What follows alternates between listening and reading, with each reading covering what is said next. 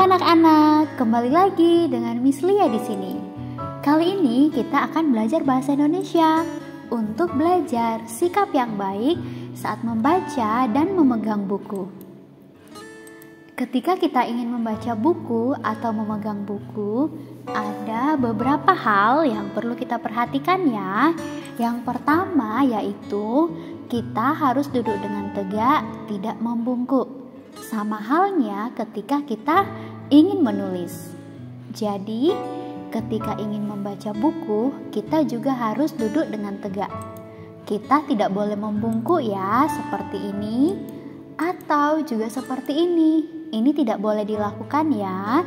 Dan yang boleh dilakukan adalah seperti ini. Duduk dengan tegak.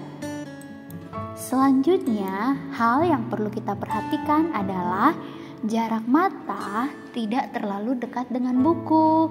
Mengapa? Karena ketika jarak mata kita dengan buku terlalu dekat, itu akan membuat mata kita menjadi mudah sakit. Jadi, kita juga tidak boleh membaca buku sambil berbaring ya. Jadi, ketika ingin membaca buku, kita harus meletakkan buku di atas meja dan kita duduk dengan tegak seperti di gambar ini. Nah, selanjutnya ketika ingin membaca buku, kita harus membaca buku di tempat yang terang.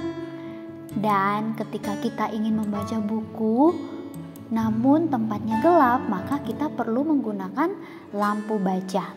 Jadi pada malam hari, kita dapat menggunakan lampu baca ketika kita ingin membaca buku.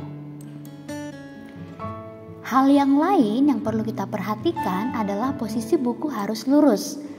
Jadi, ketika ingin membaca buku, pastikan posisi bukunya sudah lurus ya. Hal selanjutnya yang perlu diperhatikan adalah saat membalik halaman buku, lakukan dengan tangan kanan seperti ini. Dan ingat, kita perlu hati-hati supaya bukunya tidak robek ya. Jadi, ketika ingin membalik halaman buku harus menggunakan tangan kanan. Oke, sekian dulu ya materi dari Miss Lia hari ini. Terima kasih dan sampai jumpa di video pembelajaran selanjutnya.